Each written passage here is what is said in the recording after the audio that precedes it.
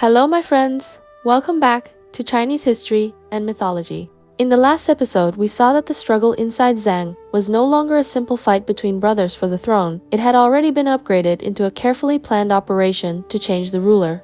Here's roughly what happened.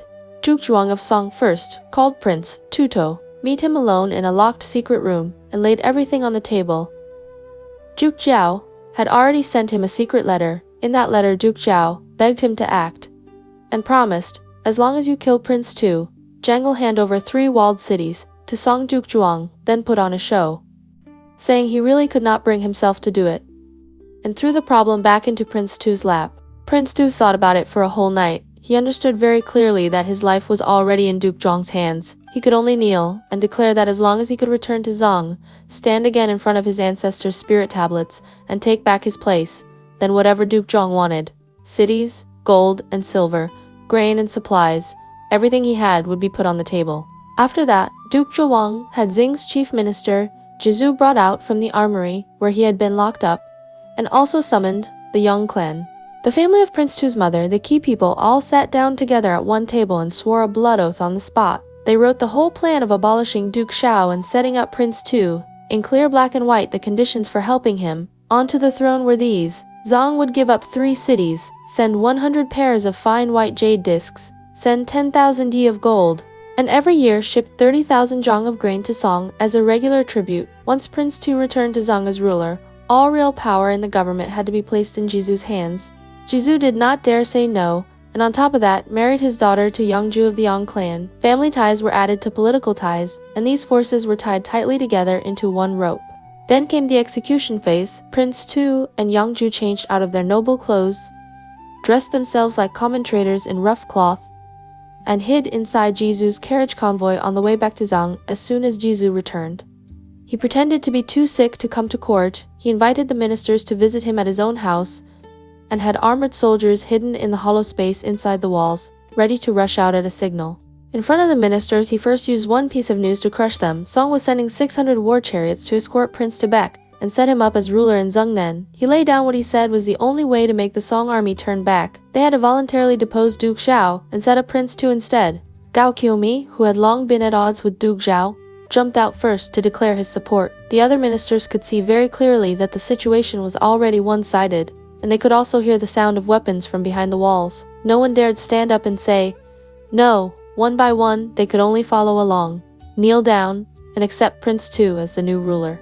On Zhu's side, he had Prince to sit properly in the main seat in the hall, and change his title to Duke Li of Zheng, while at the same time he wrote a secret letter to Duke Zhao. In that letter, he admitted that he had been forced into this by Song, with his own life held over the fire, and had no choice but to help with the change of ruler. He also tried to persuade Duke Zhao to step back for now, to put survival first, and wait for a chance to rise again in the future. Duke Zhao knew that the situation was beyond saving. With tears in his eyes, he took leave of his wife, Lady Gui, and slipped out of Zhong in the night, fleeing to the state away to seek refuge. Duke Li formally took the throne in the capital, but real control of the state fell into the hands of Zhu and the Yang clan. Prince Wei and Prince Yi, who were also sons of Duke Zhuang, were not willing to accept either Duke Zhao or Duke Li. They were full of resentment and also feared that one day Duke Li would come to get rid of them. So each of them chose his own escape route. One ran away to the state of Kaidi, the other to the state of Chen. On the surface, it looked like a smooth succession and a stable new court. In Zhen, in reality, several dangerous lines of fire had already been planted outside its borders. Over in Song, Duke Zhuang heard that Prince Tu had successfully taken the throne in Zhang and was sitting firmly as ruler. Of course, he was delighted. He sent envoys with gifts to congratulate Duke Lian. At the same time, he quietly began to plan the next step, those 3 cities, the white jade and the gold, and the never-ending river of grain. How to collect slowly on this political investment would all unfold in the episodes to come. And that brings us to where we are today. Now we can move on and talk about how this political debt between Song and Xian turns into the next round of conflict.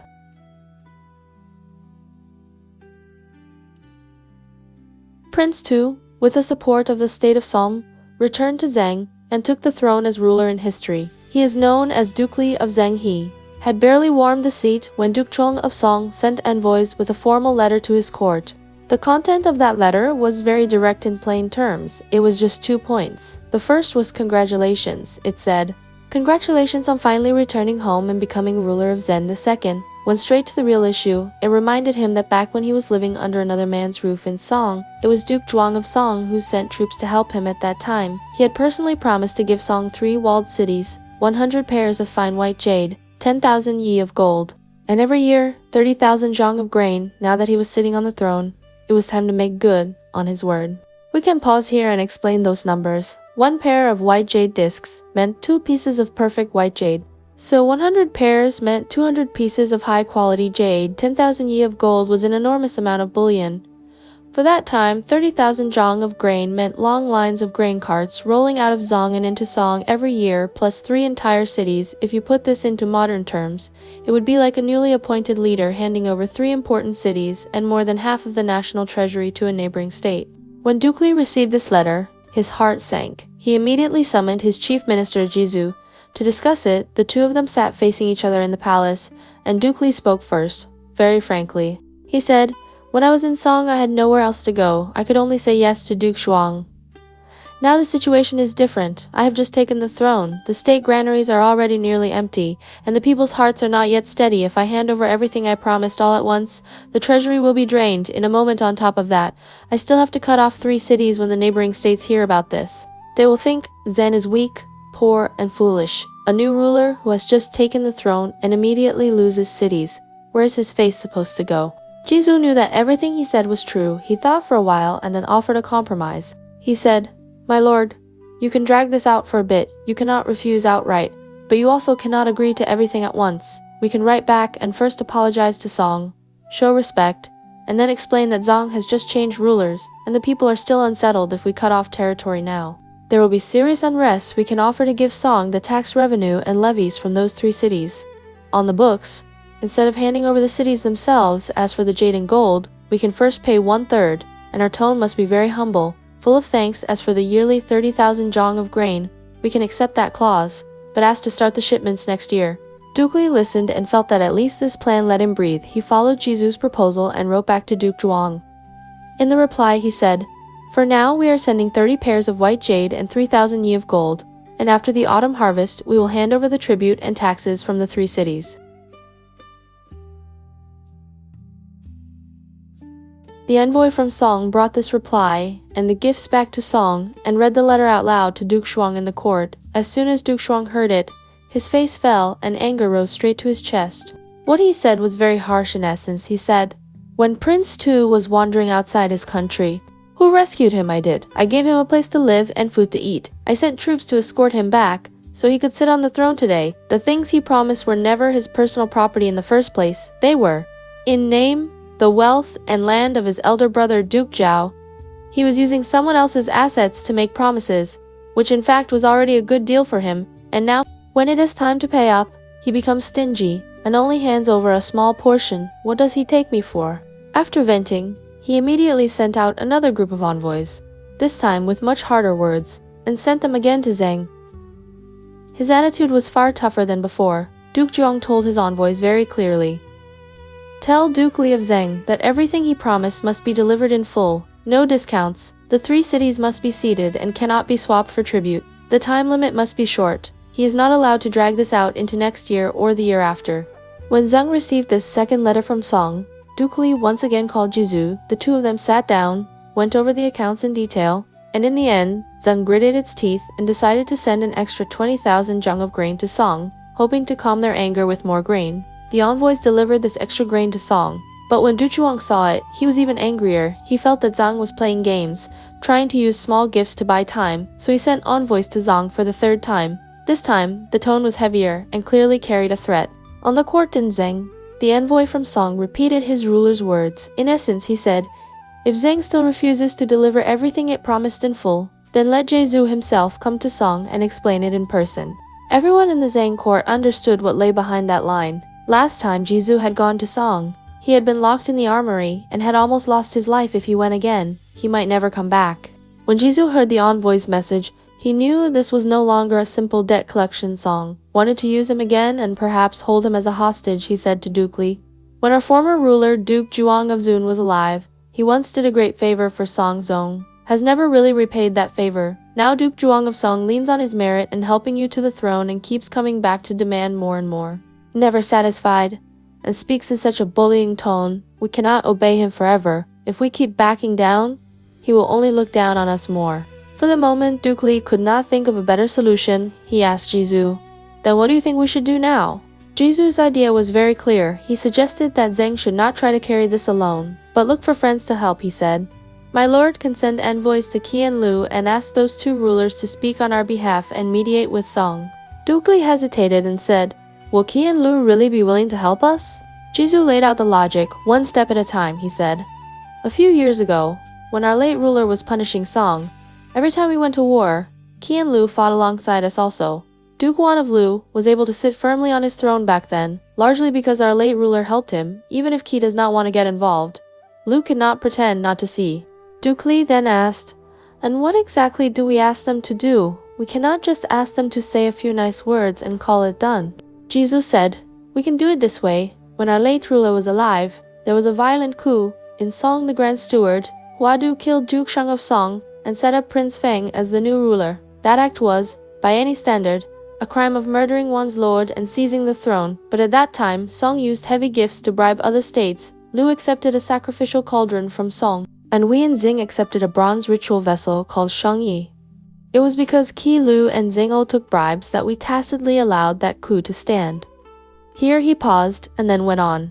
"Now we can tell the rulers of Qi and Lu that Zun is willing to return that bronze vessel Shangyi to Song, exactly as it was, and bring that old account back into the light. We ask Qi and Lu to present this story to Duke Zhuang of Song and remind him how he once relied on bribing other states and on killing his lord to take power in such a moment.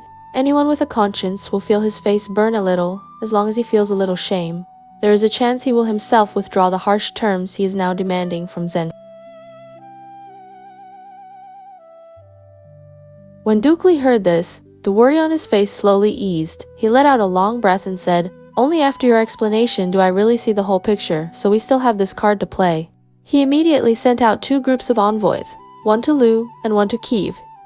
Each group carried gifts. On one hand, they were to report the change of ruler in Zheng, and on the other, they were to complain about Duke Zhuang of Song's ingratitude and his repeated demands for payment. Let us look first at the group that went to Lu. When they arrived, they told Duke Zhuang of Lu the whole story from beginning to end. Then they presented their gifts and asked him to speak to Song on their behalf. After listening, Duke Zhuang could not help laughing. He said, "Back then, Duke Zhuang of Song bribed our state of Lu with just 1 cauldron, and that was enough for us to nod. Now Zhong has already given him so much, and he is still not satisfied. That is true greed. Since Zhong is in this difficulty, I will personally make a trip to Song and speak for you." Then he promised on the spot. He said, "I will go back and prepare, and in a few days I will go to Song myself. My face still has some value." The envoy from Zhen thanked him over and over, and for the moment, felt more at ease. On the other side, the envoy sent to Qi arrived there and met Duke Shi of Qi. He also told the story in detail, and asked Qi to help from the weight of the gifts. It was clear that Zhen was treating Qi with great respect. But Duke Shi's attitude was completely different. Duke Shi remembered Duke Zhao of Zheng very clearly in the old days.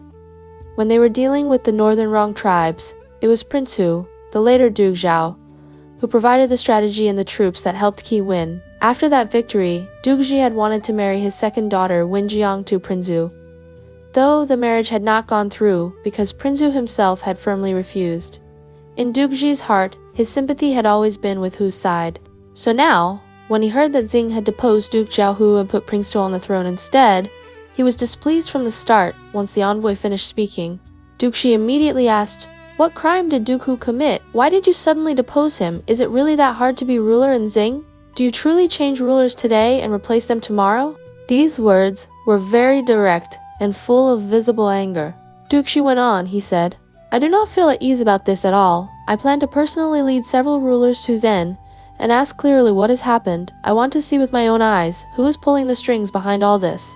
When the envoy from Zheng tried to offer the gifts he had brought, Duke Shi waved his hand and refused to accept them. His meaning could not have been clearer on the question of who should rule Zheng. His heart was with Duke Hu, not with Duke Li. The envoy could only return home empty-handed and report Duke Shi's attitude and words to Duke Li. When Duke Li heard this, his face turned pale. He said to Zhu, "If Duke Shi talks like this, He is clearly standing on Dooku's side. If he really comes in person and brings other lords to question us, is that not the same as coming to back Dooku? If they raise troops, what will we do? At this crucial moment, Zhou was the one who stayed calm. He said, "Since he has spoken like this, we might as well treat it as real. We should start preparing everything. We need order the troops to drill, have the craftsmen repair the chariots, gather bows, armor, and grain. If he truly leads troops against us, we will fight him. There is no way to hide from this, so the only thing we can do is prepare our strength in advance." While Zheng was busy preparing its forces, Duke Zhuang of Lu had already started to move. He first sent one of his kinsmen, Prince Zhou, to Song to confirm the time and place of a meeting. When Prince Zhou arrived in Song, he again explained Zheng's difficulty and passed on Duke Zhuang's wish to plead on Zheng's behalf.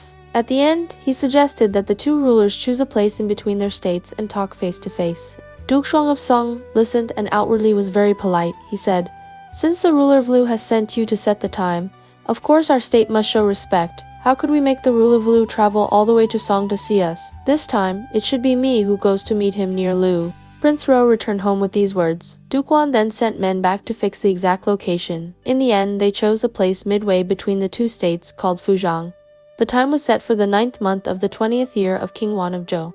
When the agreed date arrived, Duke Zhuang of Song and Duke Wan of Lu both came to Fuzhang on time. The armies of both states camped at a distance, and the two rulers met in a large pavilion tent set up between the camps. The formalities were all in order. They bowed to each other, exchanged greetings and polite phrases after the courtesies.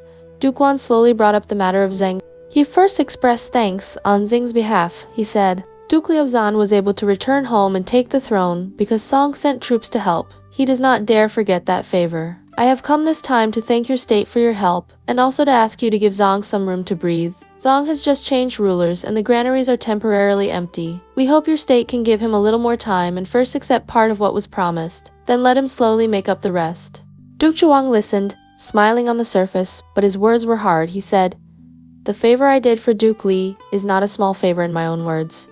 He was like an egg that had not yet hatched. I was the mother hen who warmed him, kept him safe until he cracked the shell, and then gave him strong wings so he could fly back to Zheng and be ruler of the things he promised me.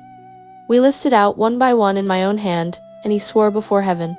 He paused and then added, "After going back, he used a usurper's method to drive out the original ruler and take the throne for himself. Since he has done that, how can he now go back on his sworn promise? That is something I find very hard to accept."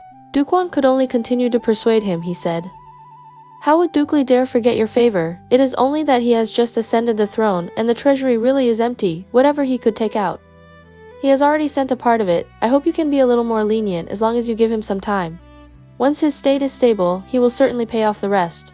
Little by little on this point, I give you my word face to face. I am willing to stand as his guarantor." Duke Zhuang still refused to relax. He said, "When it comes to gold and jade, if you say the treasury cannot produce the full amount for now, I can barely listen to that. But the cession of 3 cities does not need to be saved up piece by piece. It only takes an order. Why is it that on this issue as well, he delays again and again?"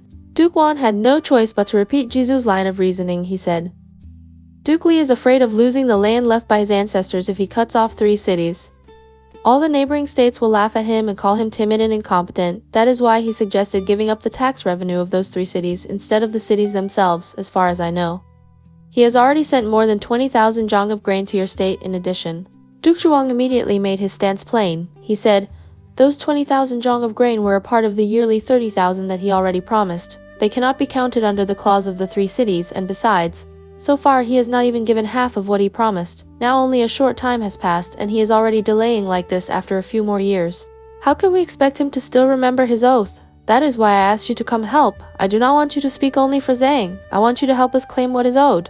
Hearing this, Duke Wan was already very displeased in his heart. He felt that Duke Zhuang spoke endlessly of favor and gratitude on the one hand, yet on the other refused to yield an inch, and kept his eyes locked on those 3 cities and that pile of gold and jade buttons. They had already gone this far with the ceremony. He could not argue head-on any further. He could only force himself to stop and end the meeting with some vague and non-committal words.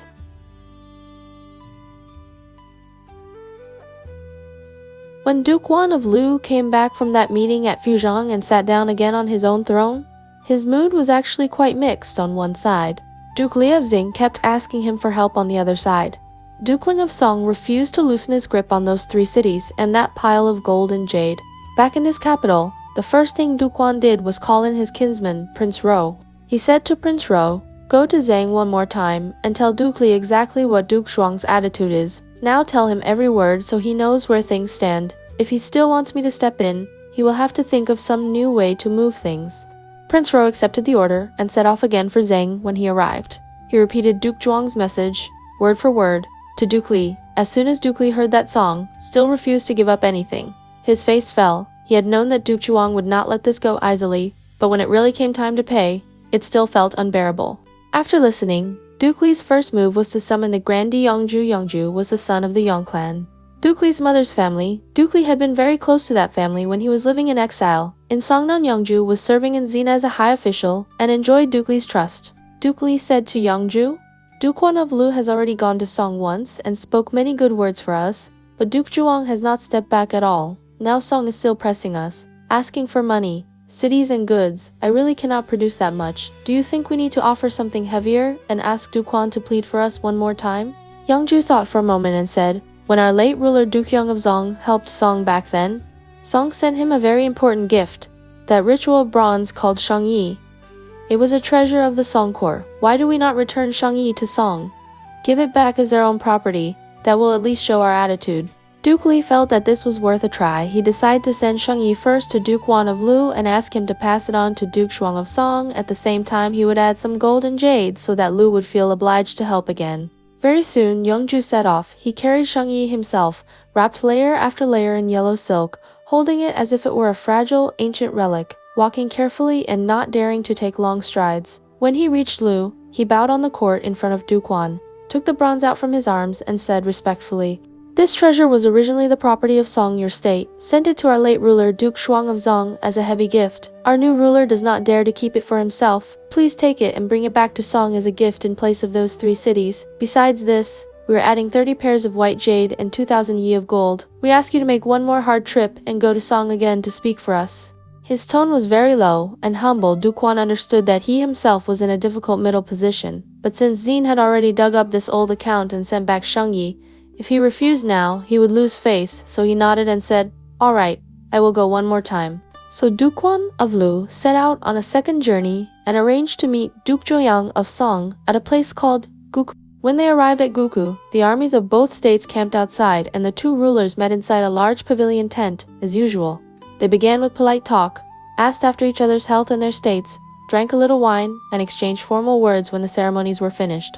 Duke Zhuang turned to the real subject once again. He admitted Zheng's fault on Duke Li's behalf. He said that Zheng had indeed been slow in delivering what it owed and that he had already scolded Duke Li harshly for it to show his sincerity. He had now brought 30 more pairs of white jade and 2,000 yi of gold. While he spoke, he asked his attendants to carry the chests of gold and jade forward and open them for Duke Zhuang to see.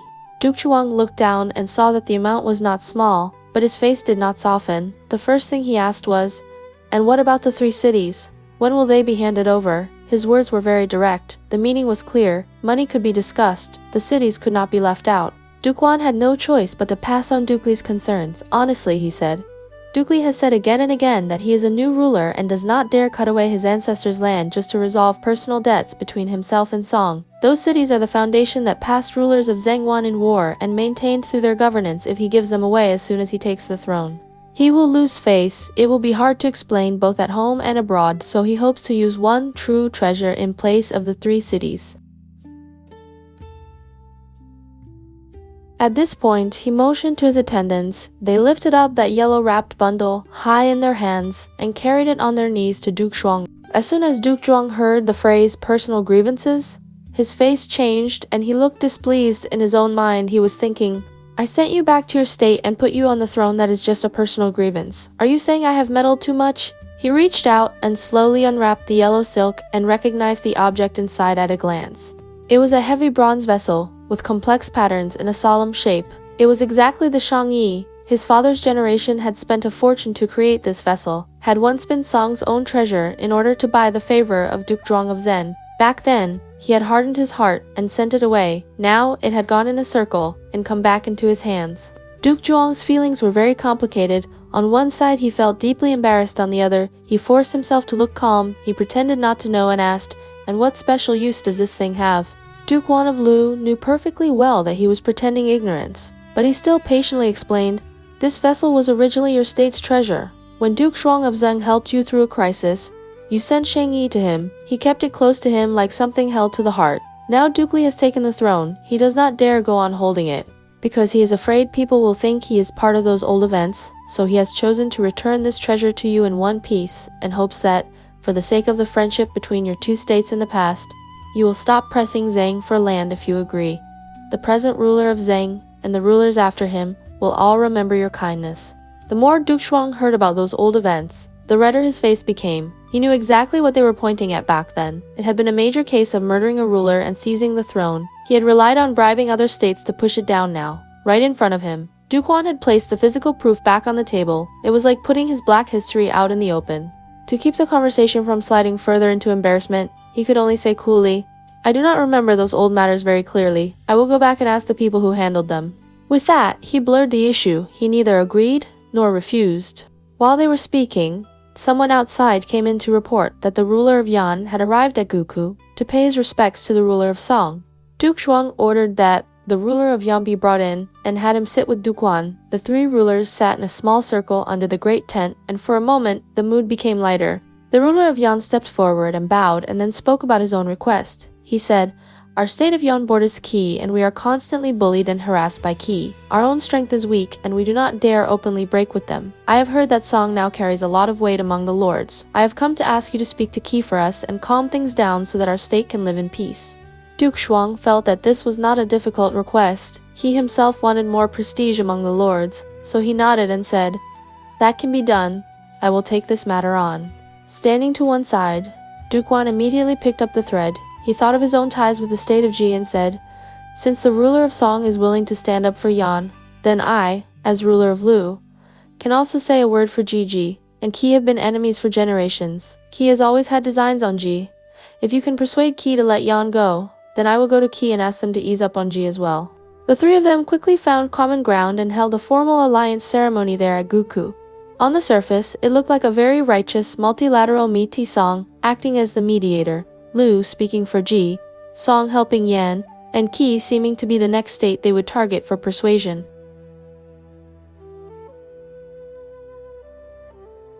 When the rites were done, Duke Zhuang went back to Lu, and the ruler of Yan returned home with some hope in his heart, waiting for news. But as days went by, from autumn into winter, Yan and Ji heard nothing at all from Song about any mediation. Duke Zhuang seemed to have no urgent wish to carry out his promises at Guku. At the same time, Song was still sending envoys again and again to Zhen, pushing for payments, and for the three cities, Duke Li of Zhen was driven into a corner and had no choice but to ask Duke Zhuang of Lu one more time to help mediate. Duke Zhuang, in his nature, had wanted to maintain the balance between states, but he began to see that Duke Zhuang not only broke his promise to Lu, he also ignored Yan's request and had done nothing, all while keeping his eyes fixed firmly on Zheng's cities. Slowly, a real anger grew in his heart. Even so, he still followed the forms. He arranged one more meeting with Duke Zhuang, this time at a place called Zugui, hoping to talk again and make things clear. This time, however, Duke Zhuang did not even show his face. He sent someone with a single message. He said, "The matters between my state and Zheng were clearly agreed. Long ago, I asked the ruler of Lu not to interfere again." That sentence was the same as publicly putting Duke Zhuang to one side and saying, "Do not meddle any further." When Duke Zhuang heard it, his anger flared at once. On his own court, he cursed Duke Zhuang. In front of his ministers, he said, "This man is greedy without limit, and does not keep his word with such character. Most people would not accept him even as a friend. Let alone a ruler, he is hardly better than an ordinary commoner." Once he had spoken, the last thin thread in his heart snapped. He turned his back on Song and went straight to Zun, at a place called Wufu. He met with Duke Li of Zun. The two rulers sat together, went over everything Duke Zhuang had done recently, and quickly agreed that they should join forces and attack Song. You can picture the map at this point. Lu lay to the northwest of Songzun lay, to the southwest. If those two states moved together against Song, Song would be like a piece of meat clamped between the jaws of a pair of tongs. Just as Lu and Zheng formed their alliance, Duke Zhuang soon received the news that Duke Zhuang had turned his anger into armed force and was joining Duke Li to march on Song. He understood that this time Duke Zhuang was truly angry and would not be satisfied.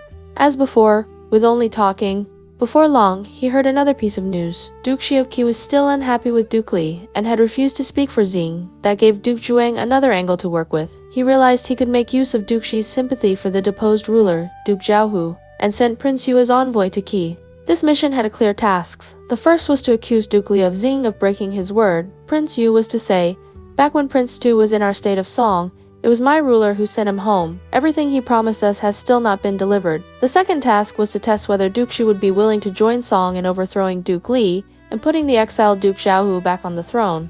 When Prince Yu arrived in Qi, he followed his instructions and laid everything out to Duke Zhi at the inn. He added a very tempting line. He said, "My ruler now regrets helping Prince Tu's side. If you are willing, we can raise troops together against him, bring Duke Xiao back to Zheng, and put him on the throne again. When that is done, our state of Song can also take the chance to help Yan make peace with Qi."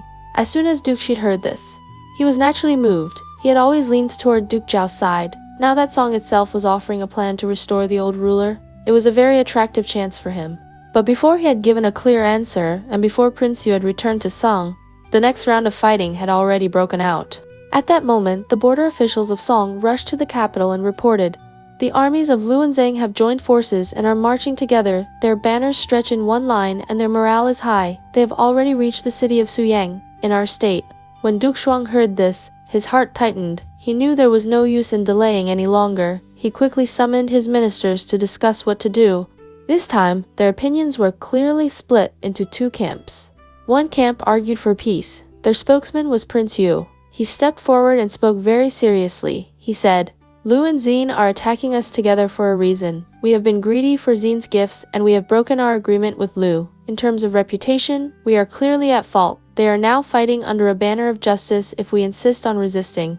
We will not have the moral high ground. It would be better to admit our mistake, seek peace ourselves, and avoid a bigger war." The other camp believed that to bow when the enemy was at the gates would make the state look weak. Nungong Chengguan spoke for this side. He said, "If the enemy has already come up to our walls and we have not even raised our weapons before we fall to our knees and ask for peace, that is too shameful. Others will see our state as timid and fearful who will respect us after that." The Grand Steward Huadu, sitting to the side, naturally stood with Nangong Chengguan and agreed with him. He said, "Chengguan is right. If we show weakness now, our reputation will disappear." Hearing this, Duke Zhuang's inner balance slowly tipped toward war. He did not accept Prince Yu's advice. Instead, he made a decision on the spot. He appointed Nangong Chengguan as commander to lead the defense. Nangong Chengguan then recommended Meng Huo as the vanguard. Leading the charge in front, Song gathered 300 war chariots and prepared to fight the joint armies of Lu and Zhong. Very soon the two sides drew up their lines. Duke Wan of Lu and Duke Li of Zheng stood together on one war chariot and came in person to the front. In fact, they had hoped to call Duke Wang out and speak face to face to see whether there was still a way to step back at the last moment. So from their chariot, they raised their flags and called loudly for Duke Zhuang of Song to come out of his camp. Duke Zhuang was deeply uneasy. He thought of his trail of broken promises to Lu, to Zheng, and to Yan and Ji, where he had never done what he said, to stand in front of the armies and let his enemies list his failures one by one. He had nothing to answer with, so he claimed to be unwell and refused to appear, sending Nangong Chengguan alone to meet the challenge. Nangong Chengguan stood at the front of the Song army. Looking across the field, he saw two finely embroidered parasols floating above one chariot and knew that was where the rulers of Lu and Zhong were standing. He slapped the back of Meng Huo beside him and said, "Today is your day to win glory. Charge in and give them a real shock." Meng Huo took the order, gripped his heavy iron spear, drove his chariot forward, and rushed ahead. The wheels rattled on the ground, dust rose into the air, and he himself was like a rough iron arrow, aimed straight at the chariot of the two rulers. When Duke Wan and Duke Li saw one chariot from the Song side racing toward them faster than the others with its spear pointed straight at them, they hurriedly pulled their own chariot back a little. At that moment, the guards around them tensed, and from both sides high-ranking officers charged out and placed their chariots in front of the rulers. On one side was Prince Niavu, on the other was Yuan Fen of Zheng. The two of them gripped their weapons and swung their chariots across the front of the line, pinning Meng Huo's chariot in place. By the customs of the time, before fighting, you still asked your opponent's name. Yuan Fen shouted, "Who are you?" Meng Huo replied, "I am Meng Huo, vanguard of Song." Yuan Fen laughed and said, "So you are only a vanguard? You are not worthy of our general's hand. If our commander were to strike you down, it would be a waste of his blade. Call out your real commander." These words stung Meng Huo. His face flushed with anger. He stopped talking and thrust forward with his spear, aiming straight at Yuan Fan. Yuan Fan did not give ground. He raised his sword to meet him, and the two of them clashed at once. At the same time, Prince Ni of Lu directed his own chariots to wheel around and surround the soldiers who had come with Meng Huo, wrapping them in a tight ring of wooden wheels and spears. Meng Huo now faced two strong opponents and was trapped inside a circle of enemy soldiers. The pressure on him grew heavier with each moment. Then two more Lu generals charged forward, Lord Qin and Lord Liang. And from the Zheng side, the General Tambo also came with his men. Several officers at once joined the assault on Meng Huo. Meng Huo had a hard temper at first. He gritted his teeth and held on, blocking left and right and fighting desperately, but the pressure from four directions came down harder and harder until he finally opened a gap. Lord Liang seized the moment, drew his bow, pulled the string to the full, and loosed an arrow. It flew straight into Meng Huo's right arm. His iron spear fell from his hand. In the next instant, the enemy officers swarmed in, climbed onto his chariot, and forced him down, tying him tightly with ropes. The chariot and armored guards who had come out with him were also captured. Only 50 or 60 foot soldiers managed to escape in the confusion. Back in the Song lines, Nanguan Chengguan heard that his personally chosen vanguard had been taken alive. He was so angry that his teeth almost cracked. He roared in his camp, "If I do not get Meng Huo back, I am not a man." At once, he called his eldest son Nangon Yu and said, "Take 30 chariots and go out to provoke them. First use your tongue to curse Duke Li of Zhen when the fighting starts. Pretend you cannot beat them, and fall back on purpose toward the west gate of the city. Once you bring them there, I will have my own way of dealing with them." Nangon Yu was young and hot-blooded, and with his father behind him, he agreed readily. He took up a long halberd, climbed onto his chariot, and drove out to the front. As he went, he shouted at the top of his voice, "Zhen too! You ungrateful man! It was our state of Song that took you in, and now you have come back to attack our gates? You came here looking for death. Why do you not surrender?" His shout drew the attention of a Zhang general who was patrolling the line with a few archers. Seeing that Nangon Yu was not very old and spoke with such arrogance, he felt like teaching him a lesson and drove his chariot forward to fight. They exchanged only a few rounds when Nangon Yu, following his father's plan, suddenly swung his chariot around and pretended to flee. The Zhang general saw that he really looked flustered and chased after him, shouting insults as he went. The chariot in front raced away. The chariot behind refused to let go. They ran from the center of the battlefield all the way to the west gate of Song City. The distance between them grew shorter and shorter. The Zhang general thought only of winning merit and paid no attention to what was happening around him. Just as they neared the gate, the signal fire sounded. Hidden troops leapt out at once. At the city gate, Nangon Changguan had been waiting with a picked force in ambush. Now he charged out from the side and cut off the Zhang general's retreat. Nangon Yu also turned his chariot around and attacked from the front. The Zhang general panicked. He loosed several arrows in a row, but none hit Nangon Yu. The more he shot, the more his hands shook. At that moment, Nangon Changguan saw his chance. He jumped onto the enemy chariot in one leap, grabbed the Zhang general with both hands, and dragged him down alive. Back in the Zheng lines, Yuan Fen heard that his subordinate officer had chased a single enemy chariot deep into hostile ground and had been gone a long time without returning. He sensed trouble and quickly went with Tang Bo and a detachment of troops to rescue him. When they reached the city gate, they saw it standing wide open, and the Grand Steward Hua Du leading the Song army out of the city to support Nangon Changguan. Almost at the same time, Prince Ni of Lu, with Lord Qin and Lord Liang at his side, also reached the field to fight again. The armies on both sides became entangled. Night-deepened soldiers lit torches, and the whole battlefield flickered with unsteady light weapons, clashed and wheels rumbled. The fighting went on in this chaos until the roosters crowed before it finally died down. After the battle, Nanguan Changwen brought the captured Zheng general into the camp and presented him to Duke Zhuang. As proof of his merit, he then said to Duke Zhuang, "Meng Huo, our vanguard, has been taken by them. Now we have captured one of their important officers. We can send someone to the Zheng camp and propose an exchange.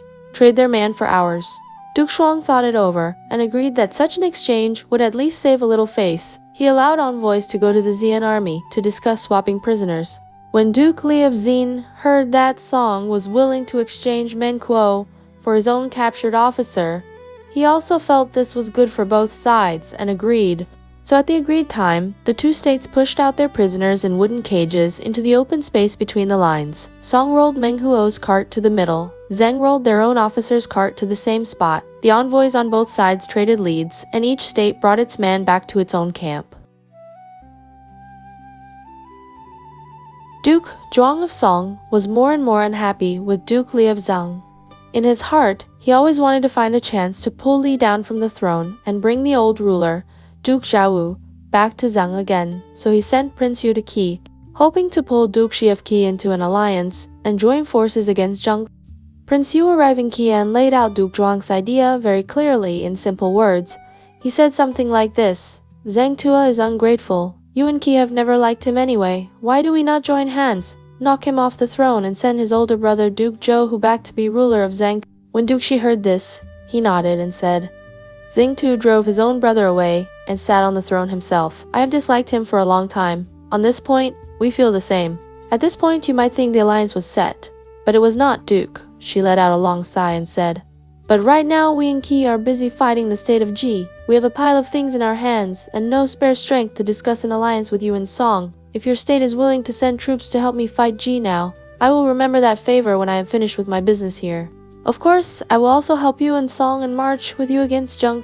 Prince Yu could see the meaning very clearly. Qi wanted to destroy Ji first before it would have time to deal with Zheng, so he took his leave of Duke Shi and went back to Song to report the result of his mission.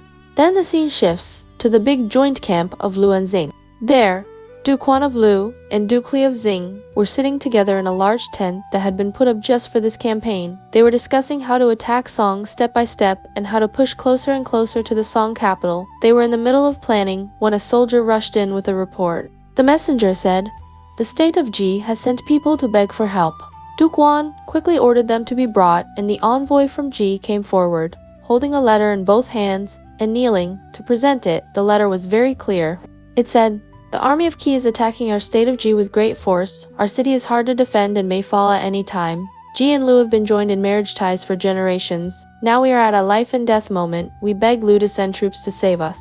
After Duke Wan finished reading the letter, he froze for a moment and thought to himself, This is serious. He turned at once and said to Duke Li of Zheng, The state of Ji is hanging by a thread and it is tied to us and Lu by family bonds. I cannot just stand by. Besides, the capital of Song will not be taken in 1 day or 2. Why do we not pull our army back first and go to rescue? Ji-song has been frightened enough by us after this. They are not likely to come out again and squeeze us for payment. Duke Li listened and agreed readily. He said, If you must go back to save Ji, then I and Zheng will go with you. If we two states go together, our voice will be stronger. Duke Wan was very glad to hear this and gave the order on the spot to strike camp. The Lu army marched in front, the Zheng army brought up the rear, the joint forces wheeled around and set out, changing their target to the state of Ji. You can picture it in the great camp. The flags were taken down one by one, tents were pulled apart one by one, the chariots lined up and rolled away from the border of Song. The main road shook with the sound of wheels and hooves. In Song, the court first received the news that Prince Ye had brought back from Qi. That Qi had agreed in principle to help Song attack Zhang right. After that, they got a report from the frontier that the camps of Lu and Zheng were breaking down and moving away. The Song generals were cautious at first. They suspected that the enemy might be putting on a show to lure them deeper into the field, so they did not dare rush to chase. They only sent scouts to follow from far away.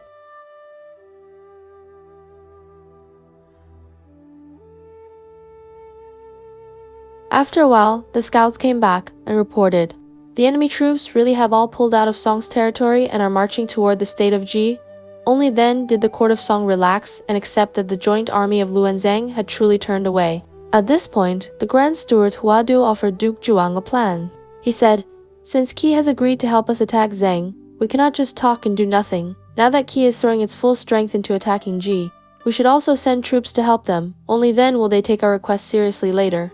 As soon as Nangong Chengguan heard this, he stepped forward again and asked for the job. He said, I am willing to lead the army myself. So once again, Duke Zhuang of Song called out his troops. He sent 200 war chariots and once more put Meng Huo in front as vanguard. They drove night and day to reach the battlefield in Ji and support Qi. Now let us briefly look at what had been happening between Qi and Ji. Duke Shi of Qi had long since decided that he wanted to wipe out the state of Ji. He not only sent his own troops, he also invited the states of Wei and Yan to join him. They sent a formal declaration of war to Ji. It was 3 states pulling together to crush one small state. In Wei, it happened to be the time when the ruler Duke Xuan of Wei had just died and his son Shuo had taken the throne. the man later known as Duke Wei of Wei by custom. When there was mourning at home, it was not fitting to send armies out to war, but Kuei had personally come to ask for help, and Wei did not dare offend it. In the end, they gritted their teeth and sent out 200 chariots to join the attack. The ruler of Yan had always been afraid of Qi, and felt that sooner or later his state would be swallowed. He very much wanted to stay on Qi's good side when he heard that Duke Shi was going to attack Qi. He saw a chance to show his loyalty, and went in person at the head of his army.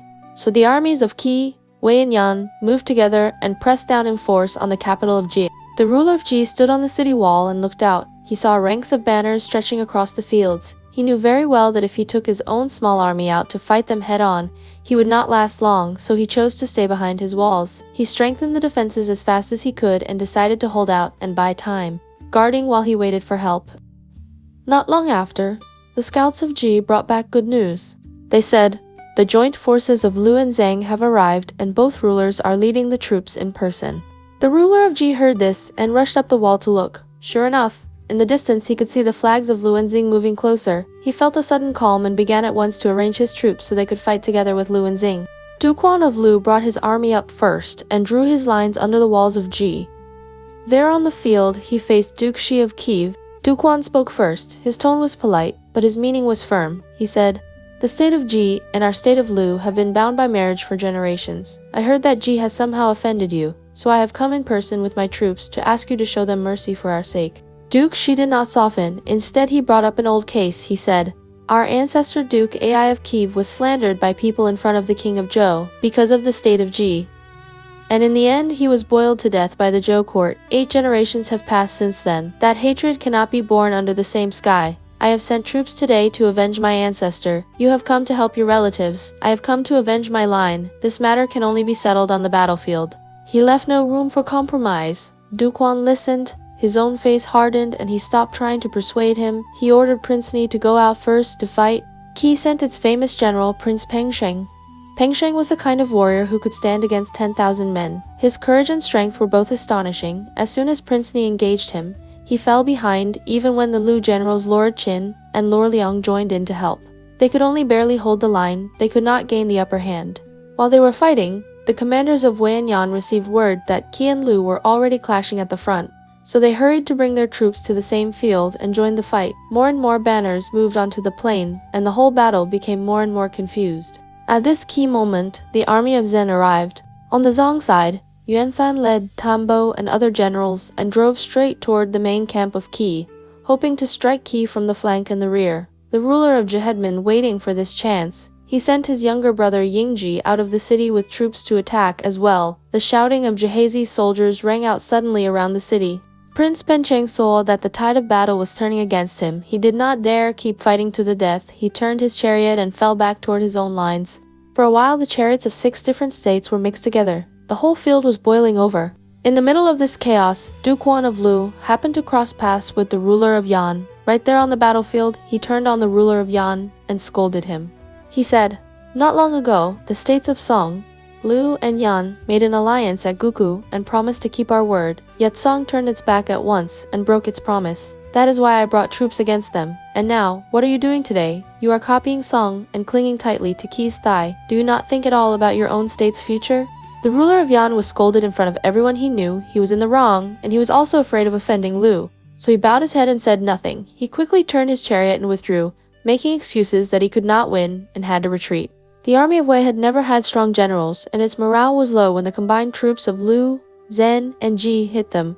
They broke fast once. Wei's forces were in disorder. The pressure on Qi increased again, and Qi had to pull back as well. Bodies piled up on the ground and the earth ran red. Prince Pengsheng took an arrow in his body and almost lost his life, only getting back to camp under the guard of his men.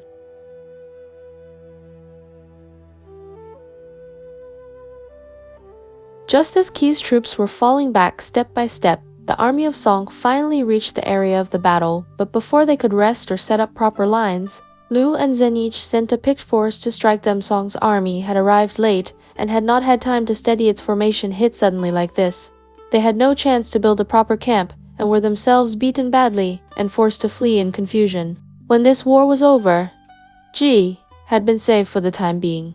The ruler of Ji came out of the city himself to welcome Duke Zhuang of Lu and Duke Li of Zheng. He invited the two rulers into the city and held a great feast to thank them for saving his state. He rewarded his soldiers generously with food and drink and let them rest. At the feast, the ruler's younger brother Yingji stepped forward and said, "Qi has suffered a loss this time, and will surely carry this hatred in its heart. It will only want even more to destroy Ji in the future. With both of you here today, may I ask whether you can help us think of some way for Ji to go on living?" Duke Wan sighed and said, "Right now, I cannot think of any complete solution. We can only wait and plan slowly in the future." The next day, the ruler of Ji personally escorted the armies of Lu and Zheng out of the city. He walked with them for more than 30 li when they parted. His eyes were full of tears, because he knew that although he had barely held on this time, the days ahead would not be peaceful. Not long after Duke Wan got back to Lu, Duke Li of Zheng sent envoys again, asking to form a formal alliance from that year onward. Lu and Zheng stood together on one side, Qi and Song stood together on the other. Among the lords a clear split had taken shape. Zheng, the lord of the territory of the Zhuan, died. The chief minister Zhou reported this to Duke Li and took the chance to propose that Tenbo take over Zhuan's post and be in charge of guarding the duke. Li agreed. All of this happened in the 22nd year of King Wan of Zhou. In another corner, after Duke Shi of Qi had suffered defeat in Ji, he returned to his own state, angry and frustrated. Not long after, he fell sick. As the illness dragged through the winter and grew heavier, he knew he would not live. He called his eldest son Zhou to his bedside and gave him a few last instructions. He said to Zhou, "The state of Ji is the enemy of our state, of Qi generation after generation. Any son or grandson who can destroy Ji is the one who will be most filial to our ancestors. When you take my place in the future, you must treat the destruction of Ji as your first duty. If you do not avenge this hatred, then when you die, do not expect to enter the ancestral temple." Zhou listened and nodded, fixing the words in his heart. Duke Shi then called in Wu Zhe, the only son of his younger brother Ye Zhongnian, and told him to kowtow to Zhou and recognize him as his ruler. Duke Shi also told Zhou, "This is your uncle's only son. You must take good care of him in the future, give him food, clothing, and everything else according to the standards I set while I was alive." After he had given out all these orders about family ties and old resentments, Duke Shi settled his affairs and passed away. The ministers of Qi mourned according to the rites and then raised Zhou to the throne. Later generations called him Duke Zhuang of Qi. He is the man we will hear more of in later stories. At the same time, Duke Zhuang of Song had not softened at all in his hatred toward Zheng. In fact, after the war over Ji, his anger grew deeper. His mind was full of thoughts of revenge. He took the gold and jade which Zheng had sent before and divided them into several portions. He sent them as gifts to the courts of Qihaiwei and Chen. His words called them presents, but his meaning was clear. "I am now going to punish Zheng. I hope you will send troops to help." Because Duke Xin had just died in Qi and the court was still in mourning, Qi could not send its full power. It only sent the officer Yongbing with 150 chariots to support Song, the states of Katai. And Wei also each sent generals with troops to join in. Together these states merged their forces and moved toward Zheng. At first Duke Li of Xin wanted to do what he had done before, taking his army out into the open fields to meet them, but Zhou stopped him and said, "That will not do. Song is a great state, and this time it has poured out all its forces and is coming with a stomach full of anger. If we go out to fight and lose, the state will be gone. If we somehow win, the hatred between us and them will grow deeper and deeper in the future. They will come at us again and again, and we will never know peace. Rather than that, it is better this time to stay behind the walls and not go out to fight at all." Duke Li wavered in his heart. He still wanted to hold on to some face. Zhou saw he was undecided and simply used his own authority to give a hard order. He commanded all the people of the state to defend the walls and not open the gates. Anyone who dared to speak of going out to fight would be beheaded on the spot and their head hung up as a warning. Duke Zhuang of Song saw that Zheng would not come out and fight and that no open battle appeared even after many days. So he turned to ravaging the land near the capital of Zheng. He burned and looted the fields and villages to the east of the city. After that, he ordered his men to use fire to attack Zheng's channel gate, burning down the houses and defenses near the wall, and opening a gap by force. The Song army poured through the breach and rushed into the streets of Zhen, fighting their way all the way to Zheng's ancestral temple. The ancestral temple was the most important place in the state, holding the spirit tablets of past rulers. The Song troops did not just break in, they tore the temple down. They pulled down the rafters from the roof and dragged them away, and only then did they turn back and march home. All of this was payback for an old wound years earlier. Duke Zhuang of Zheng had burned the temple gate of Song. Now Duke Zhuang of Song pulled down Zheng's ancestral temple on purpose to send that cut back. Duke Li of Zheng stood on the city wall and watched it all. His heart was full of shame and anger when the Song troops finally withdrew. He let out a long sigh and said, As ruler of this state, I am completely in Zhu's hands. I cannot even decide to go out and fight. What is the point of being a ruler like this? From that day on, Duke buried the dangerous thought in his heart. Someday, he told himself, I must get rid of Zhu. At this time, King Wan of Zhou was very ill. He could not get up from his bed. He knew his time was almost over. So he called Duke Zhuang of Zhou to his bedside. King Wan spoke very clearly, in very simple words.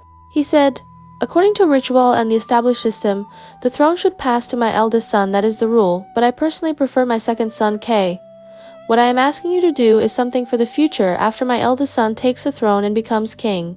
When he dies one day, you must help my second son K succeed him. When that time comes, you must step forward and take charge of this matter. After saying this, King Wan of Zhou closed his eyes and died.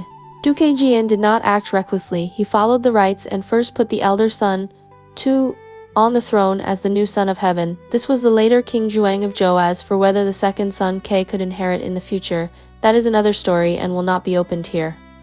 The scene now turns to Zheng. When Duke of Zheng heard that there was mourning in the Zhou royal house and that King Wan had died, he thought about proper etiquette as a vassal lord. He asked himself, should I send people to offer condolences and show my grief? Just as he formed this idea, his chief minister Zhou came out and opposed it. Zhou said to Duke Li, the Zhou royal line is the enemy of our Zhen ancestors. Our own general Zhu Dan once shot an arrow that hit King Wan of Zhou in the shoulder. Now that King Wan has died, if we send people to cry, to mourn and offer condolences, we will only be met with cold faces and humiliation. It is not suitable to do this. Duke Li answered aloud, you make sense then, we will not go. But inside his heart, his resentment toward Zhu grew deeper. He thought to himself, even whether I go or do not go to offer condolences has to follow your will. What use is there in me being ruler? This kind of sour feeling built up over time and later turned into a real life and death struggle. One day, Duke Li was walking in his rear garden to clear his mind. It was spring, the plants and trees in the garden were budding, and the air was warm. Only one man followed at his side, the minister Yang Zhu. The two men walked and enjoyed the view as they went. They looked up and saw many birds flying in the sky. The birds flew and called to each other, answering one another from branch to branch. They looked free and happy. Duke Li watched and suddenly let out a sigh. This sigh did not sound cheerful. It was full of sadness. Yang Zhu asked, now it is spring, the weather is good, the wind is warm, all the birds are flying through the sky, calling loudly, everything looks joyful. You are the ruler of a state. You do not need to worry about food or clothing. You have power and rank, but you do not look happy at all. Why is that? Duke Li said something very heavy. These birds can fly freely. They can call as they wish and fly where they like, without being controlled by anyone. When I look back at myself, I am still not as free as these birds, so I cannot be happy. Yang Zhu heard the deeper meaning in this. He knew this was not just a comment on nature, so he pushed gently and asked more. He was quite direct. He said, is your unhappiness because of the people who hold real power in our state? Is it because someone is pressing you down too hard? Duke Li sighed again and said, ah. That sigh was an admission. Yang Zhu followed on and said, I once heard the elders say a line, a ruler is like a father, a minister is like a son. When a son sees his father troubled and cannot help to ease his worries, that son is unfilial. When a minister sees his ruler full of worry and cannot help him find a way out, that minister is disloyal. Then he lowered his tone and added, if you are still willing to trust me, Yang Zhu, and still see me as one of your own people, then whatever weighs on your heart, whatever trouble you cannot solve, give it to me. I am willing to risk my life for you. The meaning was very clear. If you want to move against someone, say the word and I will do it for you. Duke Li waved his attendants away and told them to step far back so they would not listen in when the area was quiet. He said to Yang Zhu, Zhu is your father-in-law. You are his son-in-law. He meant, do you stand on his side? Yang Zhu said, it is true that I am his son-in-law, but when it comes to his affection for me, there is not much. He does not really love me. I married his daughter because Duke Zhuang of Song ordered me to take her. I did not dare disobey. This marriage was not just Zhu's own wish. Then he pointed out the real key. Whenever Zhu mentions Duke Zhou, he shows a very longing expression in his heart. He has always thought of Zhou. He simply fears the state of Song and does not dare move. These words laid Zhu's feelings out in the open, where Duke Li could hear them. When Duke Li heard this, anger rose in him again. He lowered his voice and said to Yang Zhu, if you can get rid of Zhu, I will let you take his place and make you chief minister. I only do not know whether you have a way to do it. Yang Zhu said. After the Song army burned and plundered the eastern outskirts, that whole area was ruined and the common people there have still not settled down again. Tomorrow you can issue an order. Tell the Minister of Civil Affairs to go first and repair the houses in the east and arrange places for the people to live. Then have Zhou go with grain and clothing to the eastern fields to comfort the people and give them supplies. I will prepare a feast for him in the east and show him full respect. Then I will put poison in the wine and kill him. Duke said, I will leave this to you. Be careful, be cautious, do not make a mistake. At that point, their plot was set. When Yangzhu returned home and saw his wife Lady Ji, his face was tight from tension and his words came out in a confused way. Lady Ji was Jizhu's daughter and Yangzhu's wife. When she saw her husband like this, she became suspicious and asked, Did something happen at court today? Why do you look so nervous? Yangzhu said, Nothing has happened. Lady Ji did not believe it. She said, Your expression and the look on your face clearly show something is wrong. We have been husband and wife for many years. We should trust each other. If something has happened, you should not hide it from me. Yangzhu made up a story. He said, The ruler has ordered your father to go to the eastern fields to comfort the people. I am going to hold a feast for him there and celebrate his birthday. That is all there is. Nothing else.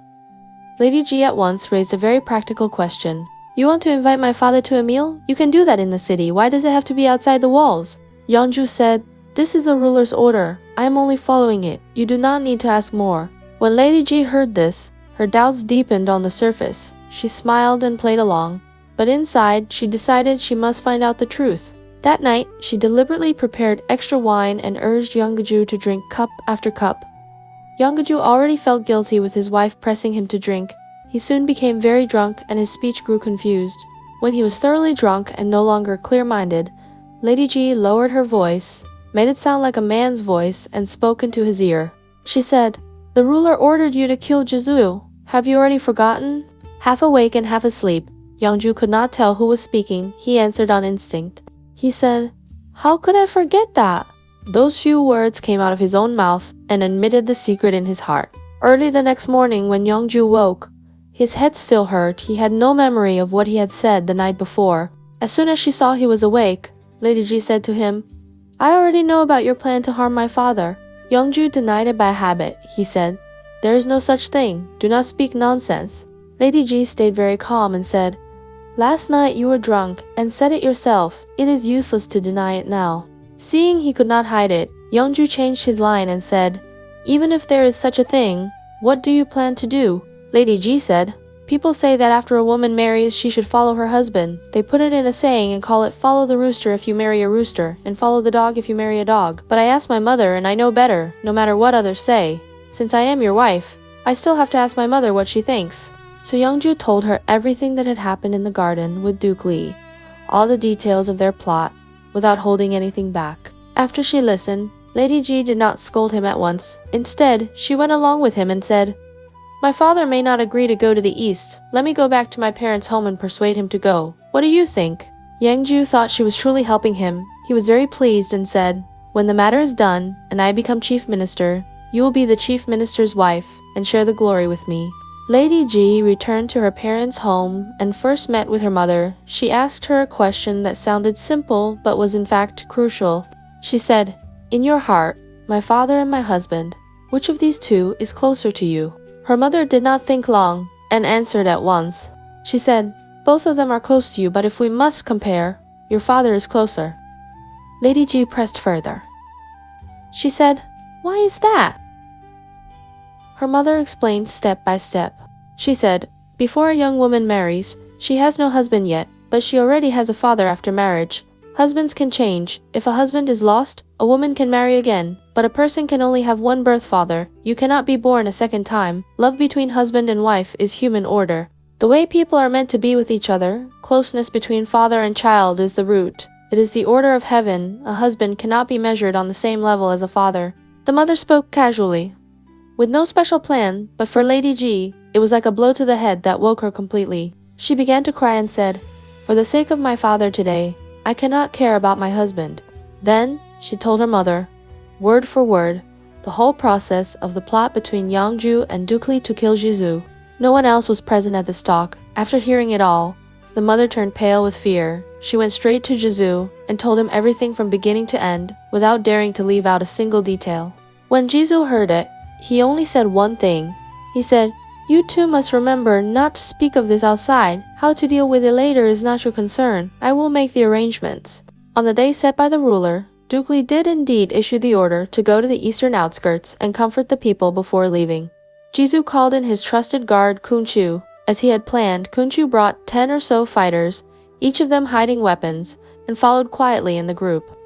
Zhou then ordered Prince Yan to take more than 100 guards and lie in ambush around the eastern fields, with the sole job of supporting him and striking at once if anything happened. Zhou then took his chariot out of the city and headed straight for the east. On his side, Yangju had not been idle. He counted the time and went out to meet them on the road. By the roadside, he had already set up tables with rich food and plenty of wine on the surface. Everything looked joyful, as if he were welcoming his father-in-law with a feast of honor.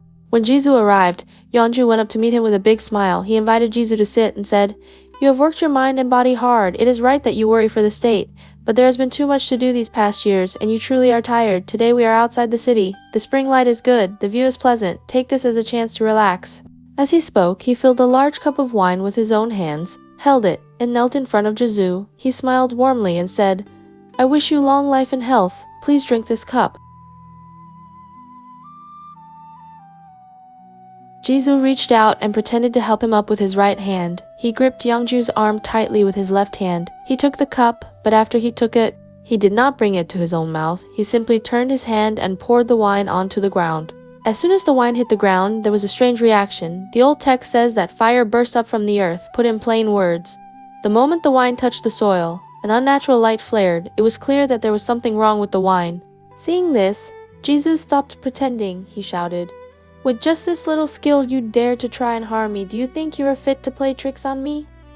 Then he gave the order, "Move." Kong Chu and the 10 or so fighters had been waiting nearby. As soon as they heard the command, they rushed up, threw Yangju to the ground, tied him up on the spot, and cut off his head. Yangju's body was dragged to Zhou Pond and thrown into the water. At the same time, Duke Li had already hidden some of his own warriors in the eastern fields, planning to have them join Yangju in the attack, but before they could act, Prince Yan and the guards hunted them down. They were beaten to pieces, and most of them were killed on the spot. Once Yangju was dead, the matter could not be covered up. Very soon, the whole course of events was reported to Duke Li. When Duke Li heard it, he panicked and said something very direct. He said, "If Zhou can kill his own son-in-law, he will certainly not spare me." Afraid that Zhou would move against him, he hurriedly packed his things and slipped out of Zheng in the night, fleeing to the state of Kai to take refuge. Later, someone told him, the reason the plot failed is that Yangju went home and told his wife about it, and then Lady Ji passed it on to Zhou. That is how Zhou was able to arrange men in advance and deal with you. When Duke Li heard this, he could only give a bitter smile and sigh. He said, "Matters of the state should never be left to women." Yangju told his wife about such an important plot. Of course he was doomed. There was anger in his words and bitterness, and also a little self-comfort. Now, back to Zhou. When he heard that Duke Li had already fled across the border and run to Kai, he knew that the oath he had made to Duke Xiao, who might still be fulfilled. So, he sent Gongfu Dingshu as an envoy to the state of Wei to invite the deposed ruler Duke Xiaohu to come back and again take up the throne of Zheng. Duke Xiao, who had escaped to Wei earlier, the text has already mentioned this. Now Zhou announced to the lords and ministers of Zheng, "I once swore that I would find a way to bring Duke Xiao back to the throne. Today, I am welcoming him to return and rule again. I have not broken the words I spoke to our former ruler." This part of the story ends here. As for what would happen next, whether Zheng would stir into trouble once again, and how the surrounding states would react, the original text only leaves one line. It says, "We do not yet know what came after." We will follow that line and continue the story in the next episode.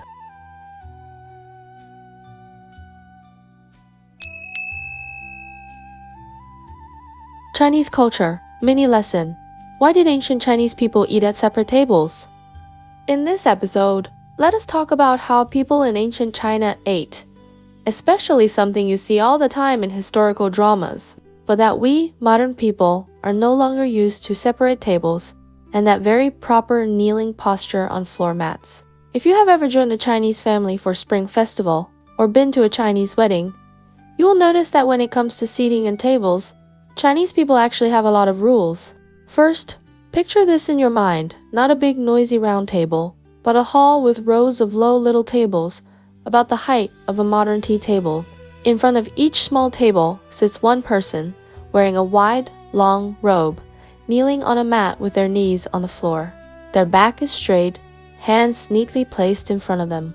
In front of each person, there is only their own portion of food and their own bowl of rice.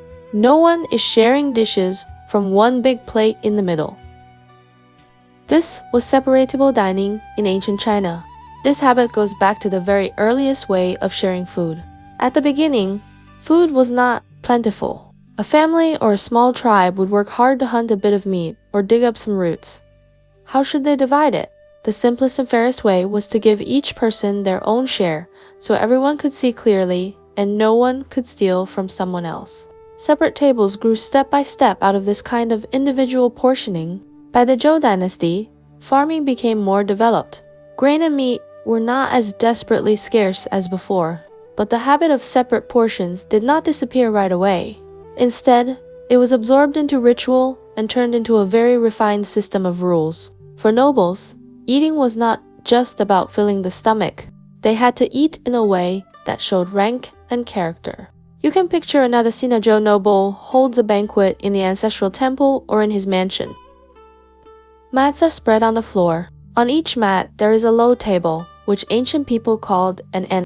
On this little table stands that person's own set of bowls, cups, and dishes. The host and guests sit very formally. Their knees are on the mat, legs together, upper body upright. They cannot hunch their backs, and they cannot lean lazily against anything. Even the distance between the body and the small table has rules. Your hand has to be able to reach the dishes, but you are not allowed to lie on the table. Step by step, eating turns into a kind of performance of posture. Since everyone has their own table, the food on each table also needs to be as equal as possible. If someone notices that the meat on their table is a little less, or the dishes look a bit poorer, they will feel slighted and think they have not been properly respected. There is a very vivid story about this in the histories. It tells of Lord Mencheng of Qi hosting a dinner. At night, the lamps are lit, and the guests kneel in rows. Each man has a small table in front of him. One table, one set of dishes. One attendant walks by and, without meaning to, blocks the light so that one guest's table is left in the dark. That guest immediately feels something is wrong and thinks, "Is my rank too low? Did the host purposely give me less food?"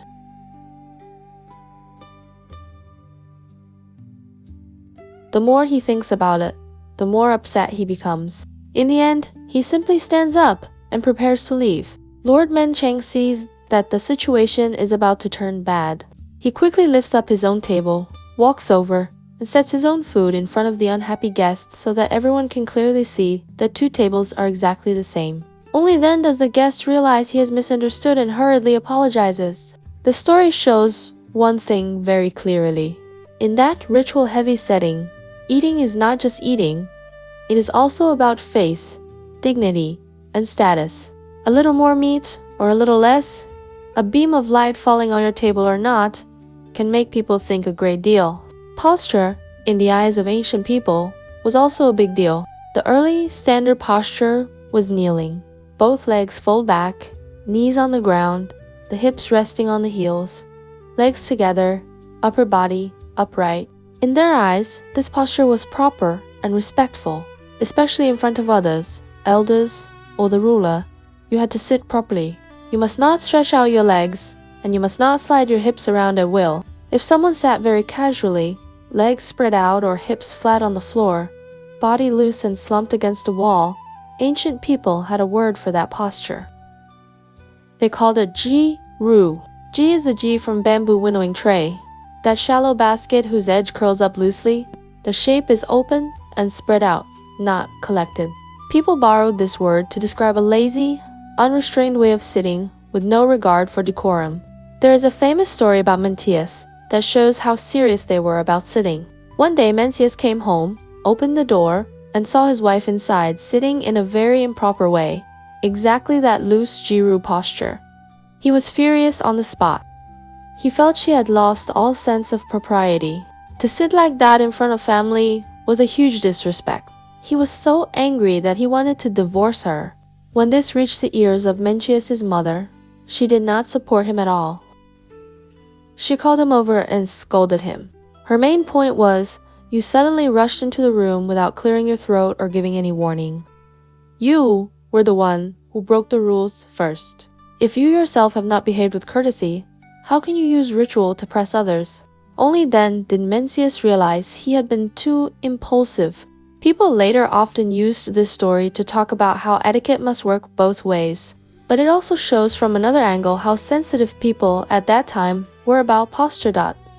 So here comes the question. If ancient people valued kneeling so much, how did we end up with something we recognize today, sitting on chairs around a table? Behind this change, there is actually a long cultural process. In the very early days, there were no chairs and stools in the Central Plains. When people ate, chatted, or held meetings, they usually knelt on mats or simply sat cross-legged. This habit lasted for hundreds of years. Later, steppe peoples from the north came down.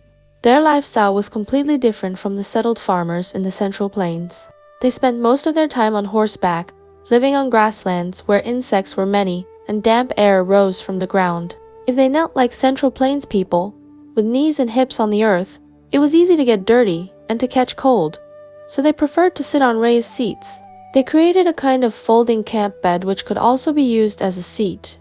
People in the Central Plains called it a hu bed or hu chair. When these foreign pieces of furniture, clothing, and seating started to spread south, people slowly discovered that sitting higher, with their feet hanging down, was actually quite comfortable. At the same time, steppe riders usually wore full-crotch trousers, convenient for riding and movement. For someone who rides a horse every day, kneeling puts heavy pressure on the knees and makes it hard to relax. Sitting on a chair means you do not have to tuck your legs under you the whole time.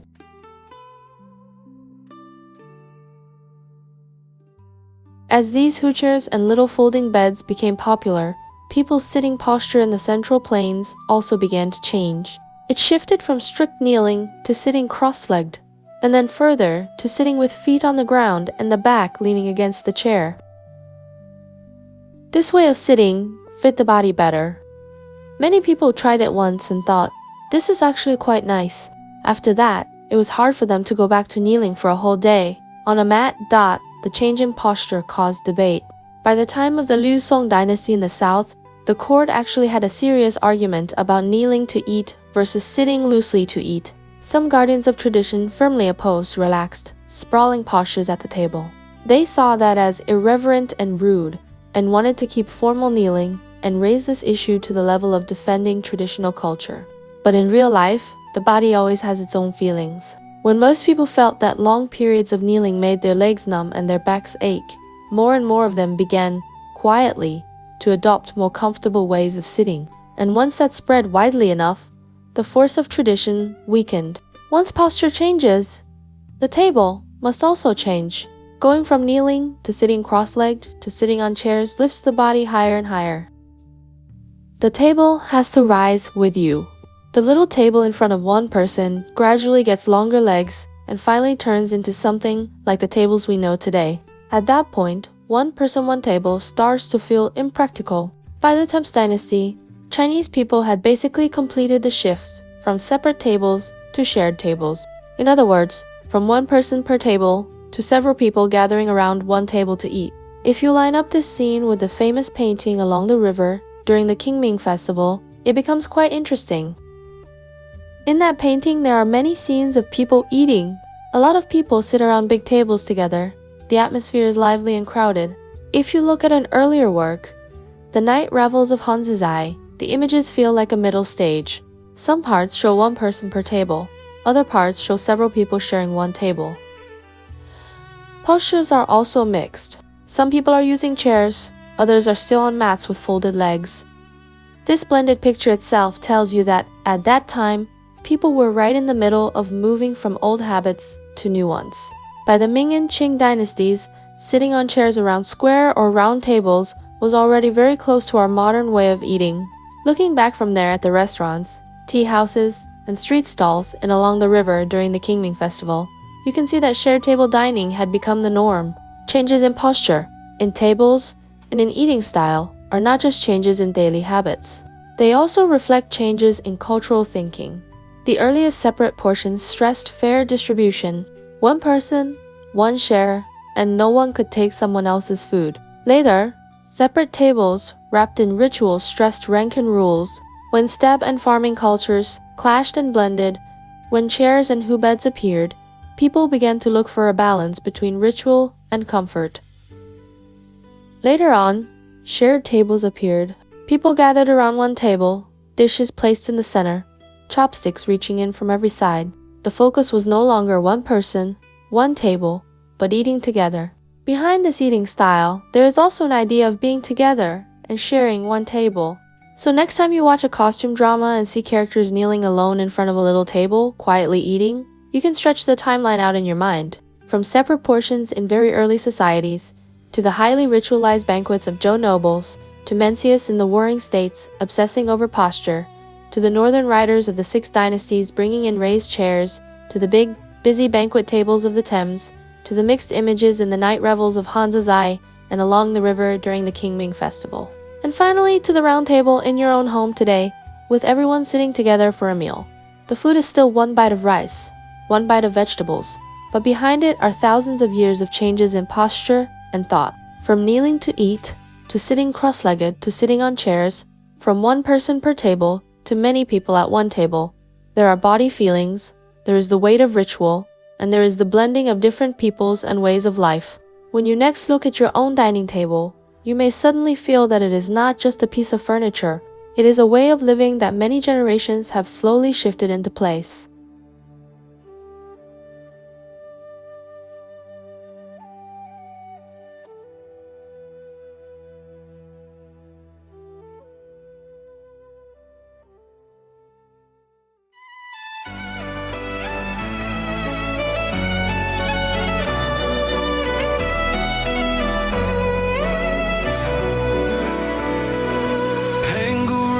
Sky in light, Nua healed the broken heart. Fuxi traced the world's design. Every age leaves stories bright. Yaya dynasty shaped bronze. Shang dynasty cast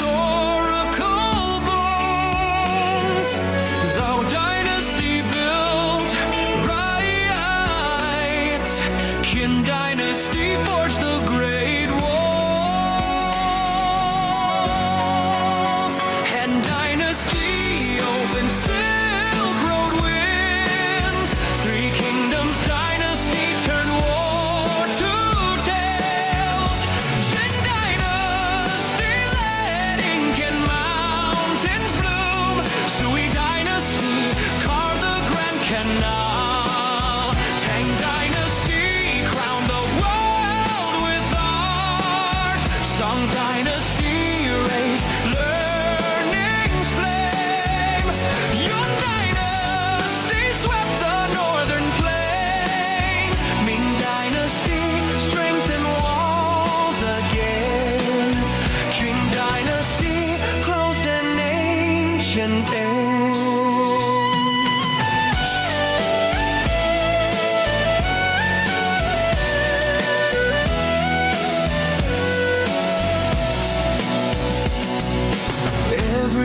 Leave stories bright. History and myth ignite in endless light.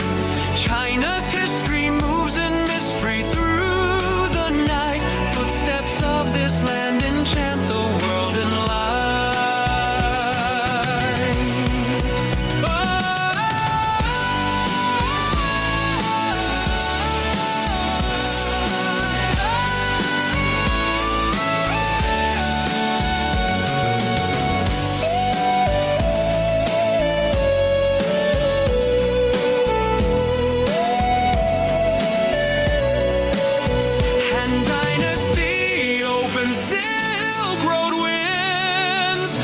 Kingdoms dynasty turned war to tales. Qin dynasty